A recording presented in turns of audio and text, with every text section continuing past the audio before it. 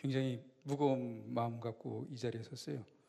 어떤 무거운 마음 갖고 섰냐면, 우리 처가 저 데려다 주면서 명절 기간이니까 설교를 더 은혜스럽게 해야 된다는 거예요. 왜 그러냐면, 설교를 은혜스럽게 하지 못하면 명절 기간에 신앙생활 하더라도 형제들 만나면 좋지 않은 일, 싸움이 일어난다는 거예요. 그래서 그 전적인 책임을 제가 떠안게 된 거 아니에요? 자, 그래서 생각해 봤는데 여러분들이 명절 기간에 형제 만나갖고 행복하게 지낸 것은 다 저의 설교의 덕택이고, 여러분들이 형제 관계에 사이가 안 좋은 것은 다 여러분의 믿음의 분량이에요. 제 설교하고 관계 없는 거예요. 예, 예. 오면서 명절이 이렇게 길게 시작되니까 사실은 그렇게 많이 기대하지 않았어요. 한 반 정도 올 거라고 생각하고, 성가대도 한 반 정도 올 거라고 생각하는데 전혀 그렇지 않더라고요. 우리 성가대가 달라지고 여러분들이 달라지고 있어요. 예, 정말 감사합니다. 자, 오늘 설교를 위해서 설교 말씀 한꺼번에 다 읽고 결론까지 얘기하고 설교를 시작하려고 합니다. PPT 화면 보내주시기 바랍니다.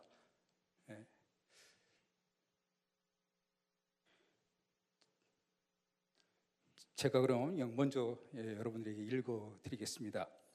사도행전 12장 11절에서 12절의 말씀입니다.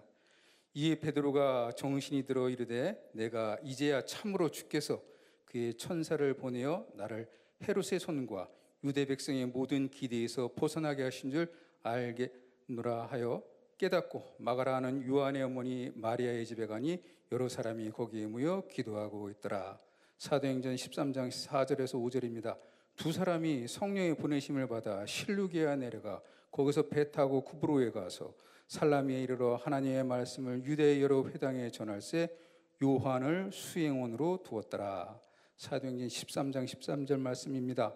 바울과 미 동행하는 사람들이 바부에서 배 타고 밤빌리아에 있는 버가에 이르니 요한은 그들에게서 떠나 예루살렘으로 돌아가고, 사도행전 15장 37절에 39절 말씀입니다.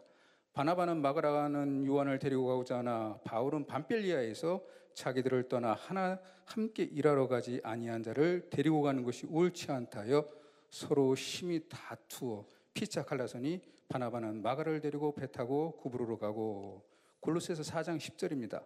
나와 함께 갇힌 아리스다고와 바나바의 생질 마가와 이 마가에 대하여 너희가 명을 받으매 그가 이르거든 영접하라. 디모데후서 4장 11절 말씀입니다. 누가만 나와 함께 있느니라. 내가 올 때 마가를 데리고 오라. 그가 나의 일에 유익하니라. 빌레몬서 1장 24절입니다. 또한 나의 동역자 마가, 아리스다고, 데마, 누가가 문안하느니라. 베드로전서 5장 13절 말씀입니다. 택하심을 함께 받은 바벨론에 있는 교회가 너에게 문안하고 내 아들 마가도 그리 하느니라. 그 다음 유세비우스의 교회사 3권 39장의 말씀입니다. 베드로의 통역관이었던 마가는 모든 것을 지극히 정확하게 기록했다. 그러나 그는 주님께서 말씀하신 것이나 행하신 일을 순서대로 기록하지 못했다. 왜냐하면 그는 주님을 따라다니지 않았고 주님의 말씀을 직접 듣지도 못했으며 다만 베드로와 동행하였던 인물이었기 때문이다.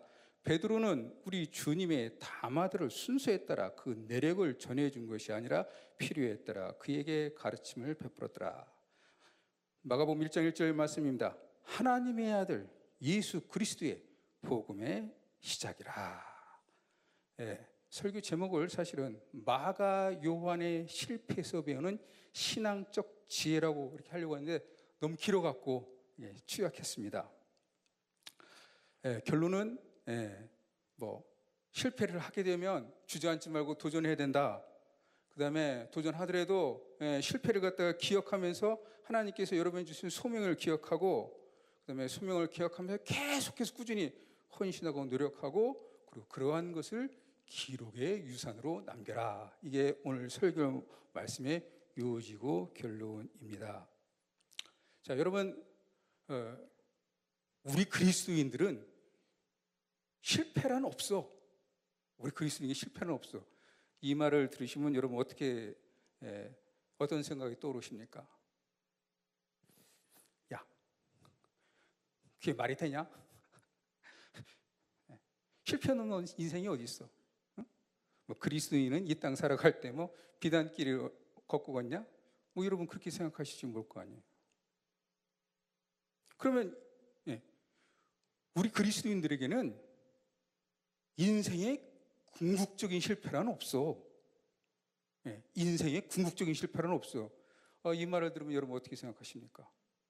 뭐 앞서 있는 문장, 우리 그리스도인의 실패는 없다라는 말과 뭐 별로 차이를 못 느낍니까? 아니 그럴 수도 있고, 그래도 인생의 궁극적인 거 있으니까 뭔가 차이가 있을 거 아닌가 이렇게 생각할 수도 있을 것입니다. 실패라고 하는 사전적 의미는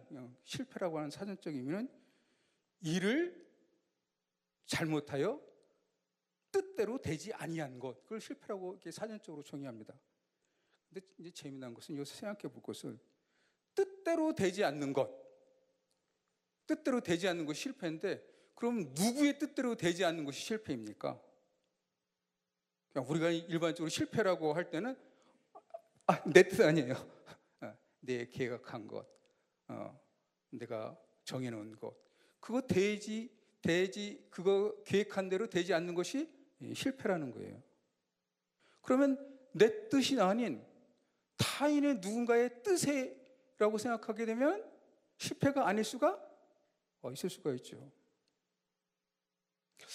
나는 그걸 목적으로 계획을 했는데 이게 꼭 이번에 됐으면 되는데, 하나님께서는 나의 인격과 믿음을 성숙시키기 위해서 그때 그것을 나에게 허락하지 않으면 실패일까요?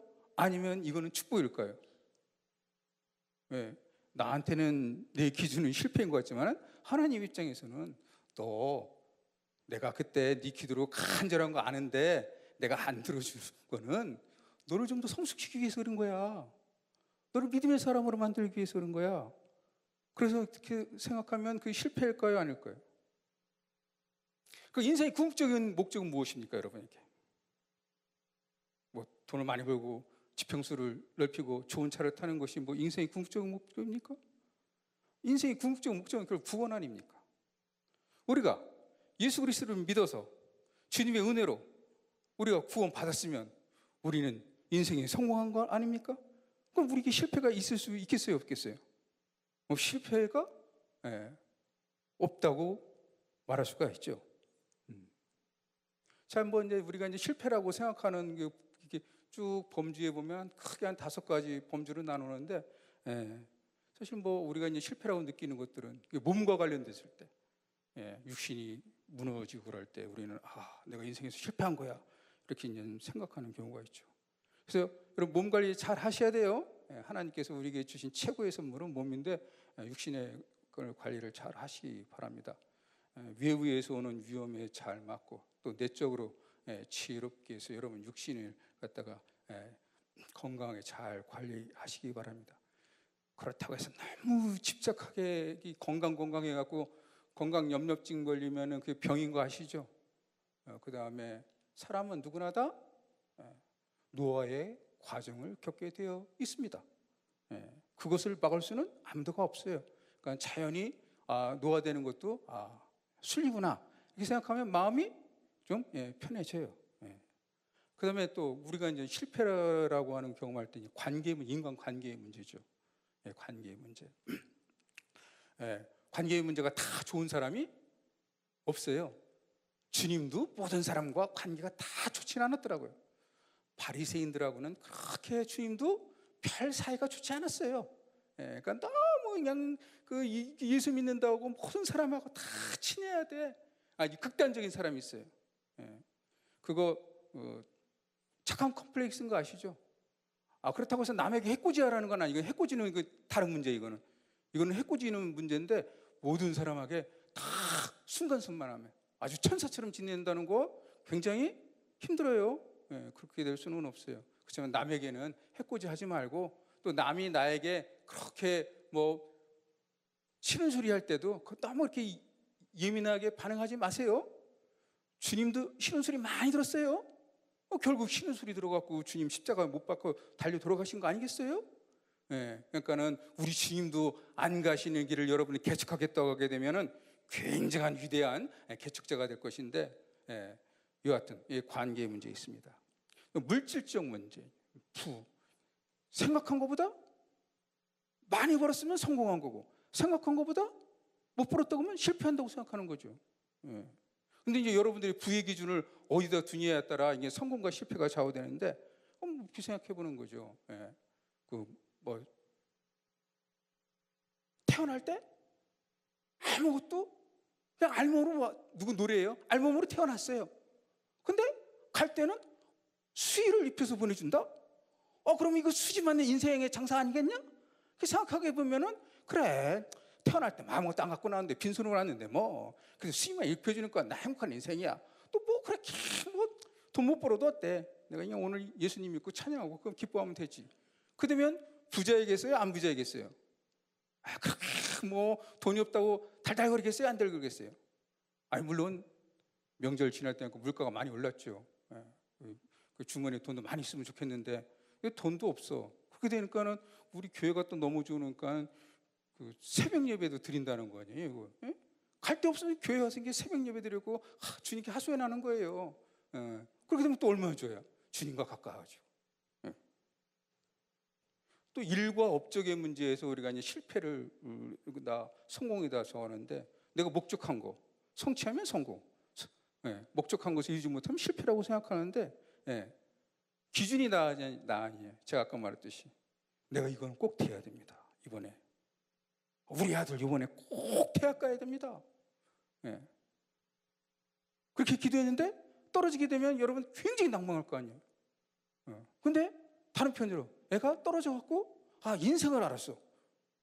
부모님을 알게 되고 그런 경우는 있을지 모르겠지만, 그렇게 생각하게 되면 그건 또 이렇게 실패라고도 할 수가 없죠. 그 다음에 이제는 가치나 의미의 문제. 자신이 세운 가치가 이루어지는 건 성공, 생각한 가치가 무너지게 되면 실패라고 하는데, 되게 이제 종교적 신념 이런 거죠. 자, 근데 이런 것들이 여러 가지만 실패라고 하는 걸 보면은 한 가지 문제에서 일어나는 게 아니잖아요. 여러 가지 것들이 호박이 넝쿨로 들어오는 것처럼 집안에서 나쁜 일일 때는 막 들어오는데, 그럴 때 이제 여러 가지 것들이 함께 들어오면 심리적 충격이 큰데, 여하튼 내 관점에서 보면은 실패지만은 주님께서 나의 믿음을, 나의 인격을 성숙시키기 위해서 하나의 도구의 과정으로 사용했다면 그것은 결코 실패는 아니다. 오늘 제가 이제 쭉 읽은 말씀은 마가 요한이라고 하는 사람에 대한 이야기입니다. 그것을 다 모아본 거예요. 결론은 제가 아까 말씀드렸지만 1차 전도여행 가갖고 마가 요한이 성공했을 것 같아요? 실패했을 거예요? 실패했어요. 돌아갔어요.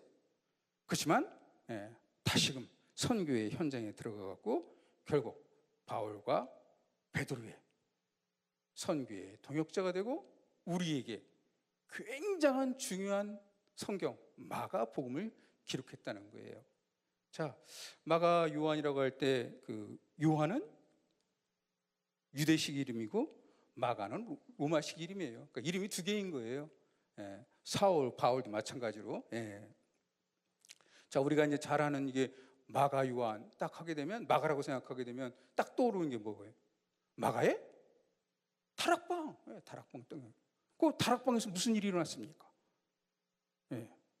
120명이 기도해서 성령의 강림한 사건이 거기 있고, 또 보니까는 주님께서도 마지막 만찬을 마가의 다락방에서 주님께서도 그곳에서 제자들과 마지막 유월절 식사를 한 곳이 마가의 다락방 아닙니까?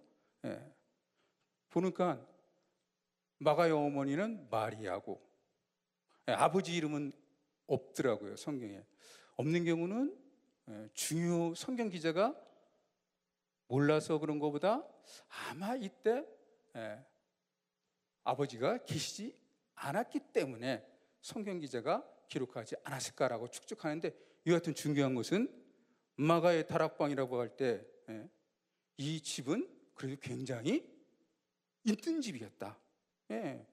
다락방이라고 생각하게 되면 우리처럼 2층에 대해 다락방 물고 이렇게 두는 것이 아니라 70에서 한 80평 정도, 120명 정도니까 크고 식당으로 사용된 홀, 이렇게 모임의 장소로 사용된 거거든요.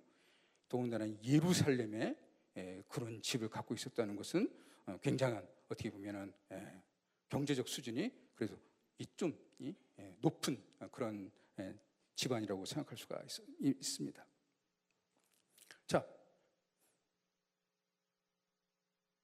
스데반이 순교해갖고 사도들이 흩어지잖아요. 흩어져서 어디까지 가냐면 수리아의 안디옥까지 갑니다. 안디옥에서 이방인들이 모여갖고 이제 교회를 만들어갖고 교회가 하니까 예루살렘에서 누구를 파송하냐면 거기에 바나바를 파송합니다. 바나바가 누구를 데리고 오냐면은 바울을 데리고 옵니다. 길리기아 다소가 갖고 바울을 데리고 와서 안디옥 교회에서 열심히 사역합니다. 그래서 수리아의 안디옥 교회가 이제 세계 선교를 품고 선교사를 파송할 때 누구를 보내냐면은 바울과 바나바를 파송하게 됩니다. 그래서 바울과 바나바가 제일 먼저 간 곳이 쿠브로 섬입니다. 쿠브로 섬인데 거기는 왜 갔냐면은 바나바가 그곳 출신이에요. 그래서 바나바가 그쪽 그 출신인데 거기 가니까 누가 있었냐면은 마가가 있었습니다. 집은 예루살렘에 있었지만은 이 마가하고 바나바하고는 삼촌 관계. 이거는 성경에 보면은 사촌이라고 되어 있고 생질이라고 되어 있는데 아마 정확한 게는 이게 조카 정도 같아요. 그러니까 마리아의 마가의 엄마 마리아와 바나바는 한 부모님 밑에서 자란 형제라고 생각할 수가 있습니다. 그래서 바울이 이 구브로 섬에 가갖고 마가를 데리고 거기 수행원으로 뒀다고 하는데 수행원은 따라지고 보면 보조자 그런 의미예요. 이렇게 그 헬라어 의미는 이렇게 하인 그 심부름꾼 이런 정도인데 속된 말로 우리 표현을 하게 되면 시다바리 정도 둔 거예요. 그렇게 해갖고 전도 여행을 떠납니다. 떠나가서 어디 갔냐면 구브로 섬에서 마가를 데리고 밤빌리아에 갔는데 밤빌리아에서 마가가 더 이상 선교 여행을 하지 않고 예루살렘으로 돌아갑니다. 왜 돌아갔을까? 이유가 뭘까? 여러 가지 추측해 볼 수가 있습니다. 추측만 가능합니다. 성경 기자가 정확하게 왜 돌아갔는지 말하지 않았기 때문에 단지 이제 추측은 가능할 수가 있습니다. 근데 이제 추측이죠. 그렇다는 거 아니에요. 그리고 여러분들이 성경 읽을 때 성경 기자가 표현하지 않는 것을 너무 알려고 그렇게 너무 하지 마시기 바랍니다. 그것도 굉장한 신경증인 거 아시죠? 우리가 이제는 어느 정도 자료를 찾아서 이렇게 추측은 할 수 있는데 성경 기자가 말하지 않는 것을 내가 알려고 지극히 노력하는 것들은 굉장히 되게 이상한 어떻게 보면 비주류에서 하는 거예요. 그럴 수가 있습니다. 그 구브로 섬에서 이쪽 밤빌리아 갔을 때 지역이 바뀌게 되면 사람이 바뀌게 되면 물이 바뀌게 되면 배탈 날 수가 있어요. 건강상의 문제로 이 마가가 떠났을까? 그렇게도 추측은 해볼 수가 있는 게 추측이에요. 사실 그런 거예요. 선교여행 저도 가지만은 선교 여행 가갖고 청년들 갈 때 이 물 문제로 몸에 오거나 또 가끔 경우는 또 선교에 대해서 너무 극적인 잘해야 된다고 하는 그런 긴장감 갖고 가는 청년들이 있게 되면은 가갖고 문제를 일으키더라고요. 그러니까는 떠나기 전에 잠을 못 자갖고 딱 지역에 도착하니까는 굉장히 힘들어하는 경우가 있어요. 이 건강상의 문제, 가능성이 있습니다 어느 정도. 그런데 아마도 사도행전에서 누가가 보도한 거에 의하면 떠나요. 그래가지고 이제 마가가 돌아오고 바나바와 바울은 2년 정도 선교 여행을 하고 그 다음에 돌아와서 예루살렘에서 49년의 회의가 있습니다. 그때 이제 굉장히 중요한 회의인데 무슨 회의냐면은 이방인들도 예수 믿는 사람들 할례를 받아야 돼 말아야 돼, 그 문제 갖고 굉장히 옥신각신할 때 수리아의 안디옥에서 바울과 바나바를 예루살렘에 보내갖고 예루살렘 공회가 첫 번째 교회 회의가 있습니다. 그때 중요한 야고보, 예수님의 동생 야고보, 베드로 사도회에서 결정한 것은 네 가지만 금하지 말고, 네 가지는 이방인들도 지켜야 되지만은 나머지 할례 안 해도 괜찮다. 우상의 점을 먹지 말아라. 음행을 피해야 된다. 피하고 목에 음에 죽인 그런 짐승 음식 먹지 말아야 된다고 결정을 하고 이방인 할례를 받지 않아도 된다라고 결정하고 나서 바로 바울과 바나바는 수리아의 안디옥 교회로 돌아와서 다시 2차 전도여행을 떠납니다. 이때 성경에 보면 바울과 바나바가 굉장히 싸웁니다. 싸우는 이유는 이 마가를 갖다가 바나바는 데리고 가고 싶은 거예요. 자기 조카니까 선교여행에. 근데 바울은 금합니다. 이유는 밤빌리아에서 우리와 함께 일하러 가지 않은 그를 왜 데리고 가느냐. 그래서 이게 둘이 아주 굉장히 옥신과 힘이 갈라섰다고 했거든요. 그래서 바나바는 마가를 데리고 구브로섬에 가고, 그 다음에 바울은 실라를 데리고 수리아로 가고, 그래서 이제는 갈라서는 거예요.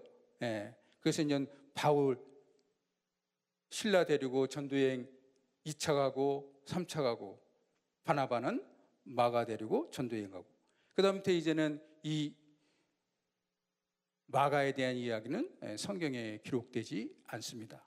근데 제가 이거 가만히 생각해 보니까, 그렇지, 함께 일하러 가지 않았는데 왜 함께 일하러 가지 않았을까 생각해 보니까, 아마도 이방인들에게 복음을 전하면서 더불어서 이방인들에게 할례를 받지 않는 것이 타당하다고 주장하는, 어떻게 보면 바울의 생각이 이 마가는 수용하지 못한 것이 아닐까. 그래서 이거는, 이런 선교는 나의 생각과 맞지 않을 거야 라고 생각해서 마가가 밤빌리아에서 돌아간 것이 아닐까, 이렇게 이제 제가 추측을 해 봅니다. 첫 번째 선교여행 가갖고 돌아온 거죠. 말하자면 실패한 거죠. 그런데 이 마가가 기특한 것은 두 번째로 했듯이 삼촌이 바나바가 야 우리 선교여행 다시 가자 하자고 말했을 때 따라 나섰다는 점이에요. 따라 나섰다는 점. 한 번 선교여행 가갖고 철저하게 실패하면 두 번 갈 때 어떻게 하겠습니까? 되게 따라 나서겠습니까? 사람이 무슨 일을 하다가 실패를 하잖아요. 그러면 다시 도전하는 사람이 10사람이면은 한 사람뿐이 없어요. 거의 통계에 보면 약 93%가 포기한다는 거예요. 내가 이거 해봤는데 안 돼. 그럼 다음에 그거 하자 그러면 안 돼. 그거 내가 해봤는데 안 돼. 거의 포기한다는 거예요. 제조업 같은 분야에서는 더 확률이 낮아갖고 한 7.2% 정도. 이거 해봤는데 거기서 성공 못했다고 생각하기에는 거의 다 접는 거예요. 기특한 것은 삼촌 믿고 선교여행 떠났는데 철저하게 첫 번째에서는 실패했는데 두 번째 삼촌이 가자고 했을 때 따라 나섰다는 점은 이 마가의 굉장히 위대한 점이다.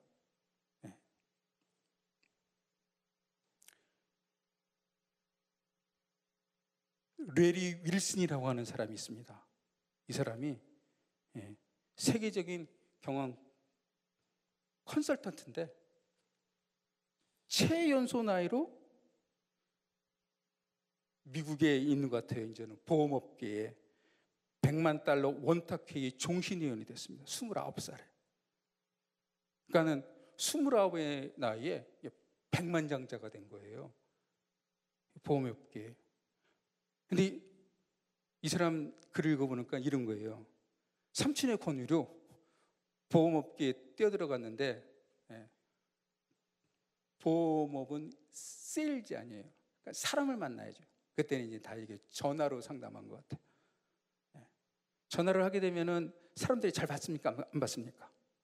잘 맞죠. 요즘 뭐 이게 나오잖아요. 그러면은 예, 이 딱 뭐 전화하게 되면은 예, 말씀을 예, 삼가해서 이쁘게 해달라고 그런 멘트가 나오잖아요.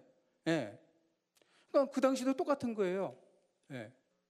전화를 하게 되면 보험을 권유하게 되면 사람들이 예, 잘 안 받고 상처를 받으니까는 전화를 하고 싶겠어요? 안 하고 싶겠어요? 안 하고 싶죠. 여러분 그렇잖아요. 싫은 사람한테 누가 전화를 하면 그 사람 관계가 싫은데 전화하면 하겠어요? 요렇게 빼고 저렇게 빼는데 그래갖고 삼촌 때문에 이 보험업계에 들어왔는데 사람 상처받으니까는 여기 이게 내 길이 아니다. 이거 퇴사해야겠다. 퇴사하려고 그냥 마음만 먹은 거예요. 예. 그렇게 퇴사하려고 마음 먹으면 그 태도가 보이겠어요? 안 보이겠어요? 보이겠죠. 그 위에 있는 예. 직급 높은 사람이 불러갖고 야, 너가 전화 20통 하게 되면 한 사람이 보험에 가입하지? 그럼 네가 한 사람 보험 가입할 때 네가 얼마 받아? 너 $500 받잖냐 커미션으로. 20번 해갖고 한 사람 해갖고 $500 받으면 너가 전화를 한 번 했을 때 실패했을 때 너 얼마 받냐? 얼마 받을 것 같아요? 여러분들은 돈하고 별로 관심 없어갖고 $25 받는 거예요. $25. 야, 그걸 실패라고 생각하지 마. 네가 전화해갖고 $25 번다고 생각해. 그럼 어떻게 되겠어요? 전화를 할 것 같아요? 안 할 것 같아요? 예, 마음을 바꿔가고 전화를 하는 거죠. 그러는 가운데 내가 $25를 버는 거지. 그러니까 전화가 더 친절하겠어요? 안 친절하겠어요? 또 전화를 하는 상대에 관심을 두겠어요? 안 두겠어요? 두겠죠. 조금 지나서 이 사람이 10번 전화해서 $1,000 벌었어요. 그러니까 한 번 전화하면 $100 버는 거예요. 따지고 보면은 아까 했지. 한 번 걸 때마다 $100가 생기니까 이 사람이 몇 번 전화를 해갖고 보험을 갖다가 이 업적을 남기겠어요. 5통 걸으면 한 건의 보험이 형성되는 거예요. 그래서 이 사람이 29살에 보험업계에 최연소로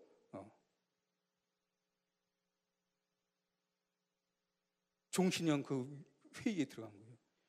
제가 설교하면서 이 분의 글을 읽고 저도 많이 배웠습니다. 이제 저도 이렇게 살아가려고 아주 제가 생각했습니다. 우리 이렇게 생각하잖아요. 하나님, 왜 그렇게 배기 싫은 사람을 나에게 보내셨습니까?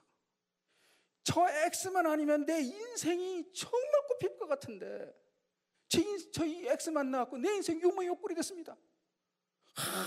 그때 그냥 나를 죽자 살자 따라오자고 하는 그냥 김 사장을 만났으면 내가 그냥 명절 때 떡값도 그냥 많이 주머니에 있고 내가 그냥 참 돈 때문에 쪼들리지 않을 텐데 또 그렇게 생각하고 그때 그냥 나를 좋아하고 따라온 그냥 미스 권만 만났으면 내 인생이 그냥 폈을 텐데 이렇게 생각할 거 아니에요, 여러분들. 근데 바꿔서 생각해봐요. 하나님의 입장에서 야, 내가 너를 왜 너를 그 사람으로 부부로 만들어줬냐? 그 사람? 너 없으면 안 돼. 인생 더 비참하게 살아. 그래서 내가 너를 붙여준 거야. 그 X 내가 너한테 왜 붙여줬는지 알아? 야, 네가 그리스도인에서 어떤 부류의 사람이야 너를 알게 하기 위해서 보내준 거야. 너 예수 믿지? 그렇죠, 예수 믿어요. 너 도대체 어떤 부류의 사람이야? 어떤 정체성을 가진 사람이야? 예수를 믿는다고 하는데 네의 믿음의 그릇이 얼마나 되냐? 관계 뒤틀리면 다 하소연하고, 왜 보내냐고 나 하소연할 거냐? 품어봐라, 품어봐라.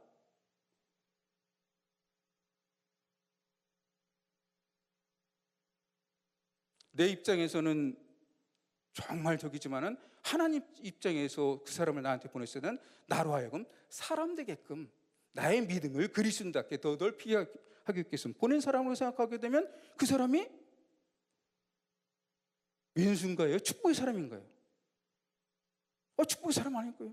한 번 전화해서 실패할 때마다 25달러를 번다고 생각하는 관점으로 바꾸어서 돈이 아니라 사람으로 생각하게 되면, 저 사람은 하나님께서 나에게 보낸데 내가 천국 올 때 정말 너는 착하고 충성스러운 아들이야, 착하고 충성스러운 딸이야, 너는 내 가르친 대로 살려고 굉장히 노력했잖아, 내가 그걸 다 안다니까, 너한테 예비된 연료관 여기 있다야, 써라. 네. 그렇게 하려고 주님께서 나에게 보낸 사람으로 생각하게 되면은 우리의 마음이 넓어질 것 같아요? 안 넓을 것 같아요? 추석 명절 가갖고 아이고 시누이 그 올케, 진짜, 네? 우리 시어머니 정말 그냥 내 마음도 몰아주고, 네.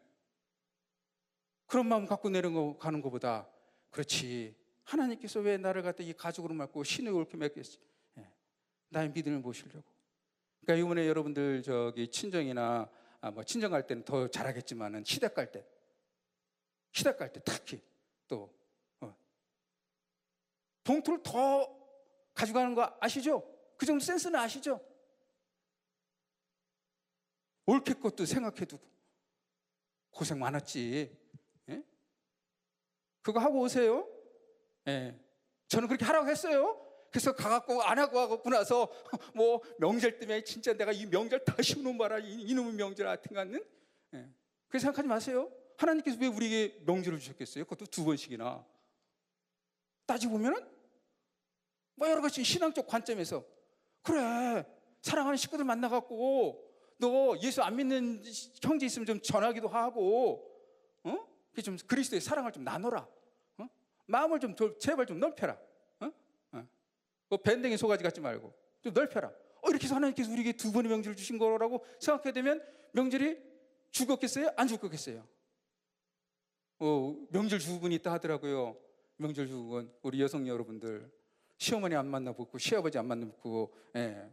그래도 그냥 마음을 좀 넓혀요. 그냥 넓혀보는 거예요, 우리. 예. 저도 이 레리 윌슨의 글을 읽고, 그렇지.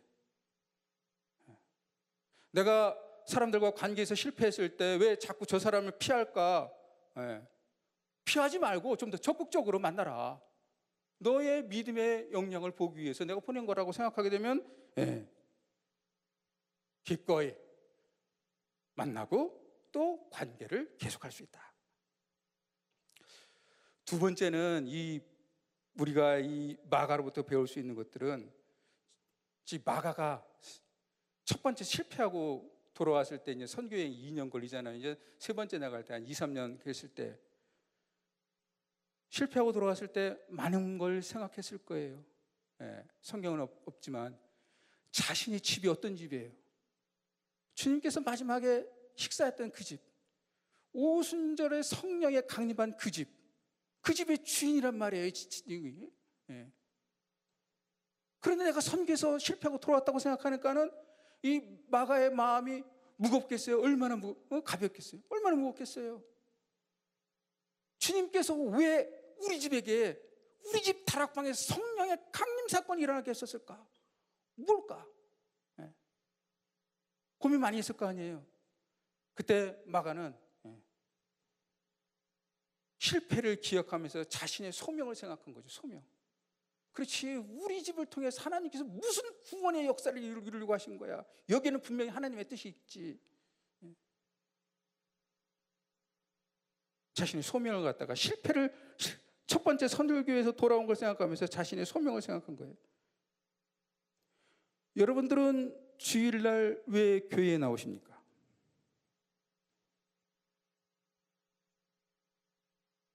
여러 가지 있을 수가 있습니다. 여러 가지인데.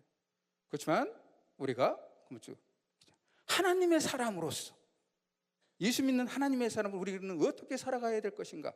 한번 다시금 생각하면서 우리의 소명을 리마인드하는 것도 주일 예배에 나온 목적 중에 하나입니다. 실패를 하게 되면 사람이 겸손해지기도 합니다. 그러니까 실패가 그렇게 나쁜 거는 아니에요. 자, 두 번째는 이 마가 요한은 자신의 첫 번째 실패를 통해서 자신의 소명을 생각하고, 세 번째는 보면 이제는 마가 요한은 계속해서 복음을 위해 헌신했다. 어떻게 할 수 있냐면 제가 읽어들은 바울 서신, 또 이 베드로 전서 읽어보면은 나중에 바울과 이 마가는 화해를 해서 굉장히 중요해요. 바울이 마가를 뭐라고 보냐면은 그는 나의 일을 하는 데 있어서 정말 좋은 사람이다. 그러니까는 마가는 나중에는 바울의 선교에 굉장한 동역자가 된 거죠. 실패한 다음에 꾸준히 복음을 위해서 헌신한 거예요. 베드로는 나중에 뭐라고 합니까? 내 아들이라고 그랬잖아요. 내 아들. 내 아들. 요즘은 SNS 이런 게 발달돼 갖고 우리가 한국 사회가 이제 빨리 가잖아요. 그리고 여러 가지 물가도 많이 뛰고 그래 갖고 청년들 보면은 청년 세대 용어로 M4 세대라고 해서 포기가 많아요. 포기가 많은데, 다른 한편으로 왜 포기가 많으냐면은 의지가 없어 빨리빨리 포기하는 거예요. 포기. 꾸준하지 않고. 물론 청년들로 하여금 포기하는 그 사회적 요인도 있습니다. 여러 가지 것들. 진짜 집값이 10억, 20억 말은 쉬운데 그거 1억 저금하려고 하면은 얼마나 많은 세월 걸리는지 아십니까? 2억 저금하려고 하면은 30년 동안 70만 원씩 매달 부어도 2억이 안 돼요. 그런 사회적 요인도 있긴 있어요. 그렇지만은 뭔가를 하게 되면은 포기가 빨라. 제가 아까 한 번 하고 나서 10사람 중에서 한 사람만 다시 도전하지, 10사람은 포기하고 한 사람만 다시 도전하지, 금방 포기가 빨라진다고요. 꾸준함이 없어요. 지속적인 거. 유명한 음식점 맛집 보면은 그분들이 한 번 이렇게 해갖고 다 성공한 사람 있습니까? 거의 없을걸요? 실패하고 굉장히 노력한 후에 꾸준한 가운데 나중에 맛에 어떻게 보면 그 분야의 경지에 오르게 돼서 창업을 하게 되면 그 다음 때 성공을 되는 거지, 누가 처음부터 해갖고 성공한 사람이 어디 있습니까? 우리가 태어나자마자 걷고 뗐나요? 엄마 뱃속에서 또 나오자마자 그냥 우리는 걷고 그냥 뗐나요? 애가 걸으려고 하면은 넘어지는 거 사람마다 다 다르는데 보니까는 1000번에서 3000번 사이더라고요. 그렇게 해야지 걷는 거예요. 그러니까 우리가 사실은 걸을 수 있다는 것은 그만큼 1000번에 아니면 2000번에 실패가 있은 다음에 건 거예요. 그러니까 우리 내면 세계에는 사실 실패하면 도전할 수 있는 DNA가 있어. 근데 우리는 사실은 그것을 잊고 살아가는 거죠. 네 번째는 이게 굉장히 중요한데, 네 번째는 굉장히 중요합니다. 마가복음 1장 1절에 뭐라고 하냐면 예수 그리스도의 복음의 시작이라고 딱 하는데, 이게 마가복음의 서두면서 사실은 마가의 신앙 고백이에요. 신앙 고백. 여러분들은 우리는 이제 주기도문에서 신앙 고백하는데 그거는 공식적인 신앙 고백문이고, 여러분 예수 그리스도가 여러분에게 누구십니까?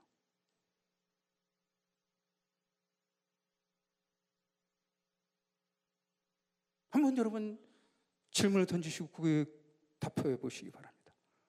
그 다음에 답만 하지 말고 기록으로 남기시기 바랍니다. 사실 마가가 예수 그리스도의 복음의 시작이라고 고백할 때는 굉장히 위험한 거 아세요? 여러분, 오늘날 복음하면 이 순복음이야. 볶음밥도 있어요. 그러니까 굉장히 아주 복음이 흔하고 값싸갖고 아예 의미조차도 없는 게 오늘 시지만은, 마가가 이 복음이라고 하는 단어를 쓸 때는 목숨을 내놓은 거예요. 당시 복음은 유일하게 황제와만 관련된 거예요. 복음이라는 것은 종교적 용어이기도 하지만 정치적 용어로 담겼고 황제만 사용할 수 있는 거예요. 황제에서 후손이 태어났거나 황제가 나가서 전쟁에서 싸워서 승리했던, 그게 복음이에요. 복음. 황제에 관련된 것이 복음이 아니라 예수 그리스도, 십자가에 못 박혀 돌아가신 그분이 복음이다라고 할 때는 황제 숭배를 거부한 거라니까요. 그건 목숨을 내놓는 거라니까요. 그러면서 우리가 아까 유세비스 교회에서 읽은 것처럼 베드로의 통역관이었어요. 그러니까 마가는 바이링걸 두어가니까는 뭐 아람어도 했고 헬라어로 잘했고, 베드로가 가는 곳마다 마가가 따라가갖고 복음을 전할 때 베드로가 들려준 거 통역했으며, 그런 가운데 베드로부터 들었던 예수님의 이야기를 마가가 책으로 남겨서 오늘 우리에게 전해진 게 마가복음이에요. 복음이라는 장르를 창시한 게 마가입니다. 기록문화의 굉장한 위대성이 사실 마가가 우리에게 남겨졌는데, 여러분도 이제 고백만 하지 마시고 기록도 남기시고, 여기 있잖아요. 기록이라는 건 여러 가지 있습니다. 뭐 느낌적 시로도 발표하고, 아니면 여러분 인생을 회고해보고 나의 믿음의 여정이라고 해갖고 뭐 짧게 여러분 스스로도 이렇게 책도 한번 내보시기 바랍니다. 글도 써보시기 바랍니다. 글 쓰는 거 요즘은 굉장히 쉬워진 거 아시죠? 요즘은 컴퓨터가 발달돼 갖고요. 말만 하면 얘가 다 써줘요. 또 말만 하면 컴퓨터가 다 써주더라고요. 네. 써준 다음에 그것도 또 옛날에는 사람이 교정받는데요. 요즘은 사람이 교정 안 봐도 컴퓨터가 교정을 더 잘 봐줘요. 걔가 다 교정받으래. 그래서 여러분들에게 나이 어신 분들은 유산으로 믿음의 아버지는 이렇게 믿음의 여정을 살아왔다. 네. 그래서 갖고 자손들에게 남겨주시기 바랍니다. 기록문학은 굉장히 중요합니다. 오늘 우리가 마가로부터 배울 수 있는 것은 제가 크게 4가지 생각해 봤습니다. 실패했더라도 다시 도전하는 거야. 도전할 때 그거 있어요. 도전할 때더라도 실패를 기억하면서 다시 계속해서 다음에는 내가 이런 실수를 하지 않았지 기억하면서, 마가는 뭘 생각하면 소명을 생각한 거죠. 그 소명을 생각하면서 헌신했고, 헌신한 것을 기록으로 남겼고 오늘 우리에게 그 유산을 남겨준 것입니다. 지금 여러분의 인생에 있어서 뜻한 대로 되지 않아서 가슴이 굉장히 답답하고 힘듭니까?